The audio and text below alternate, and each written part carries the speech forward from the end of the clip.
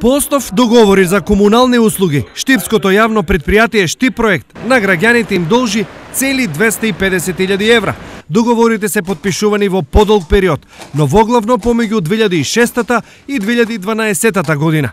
Откако парите се наплатени, граѓаните не виделе ниту пари, ниту решение за нивните комунални проблеми. Штип проект со години лажел и купувал време, избегнувајќи ги обврските.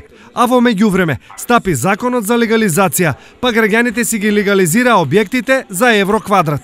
Откако крајот на лагата стигна, сега тие си ги бараат парите назад, сите 250.000 евра за што формираа издружение. За сега од ова здружение не сакаат јавност на проблемот и се надеваат на договорно. Доколку не успеат, ситуацијата ќе ја решаваат адвокати и судови. Секако, јавното предпријатие Штип проект во моментов нема толку пари, а прашање е дали воопшто некогаш и ќе има.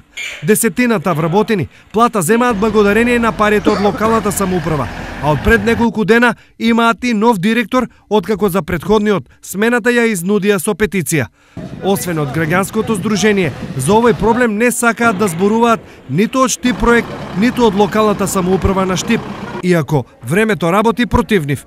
250.000 евра се многу пари, а со камати и судски трошоци сумата може и да се удвои.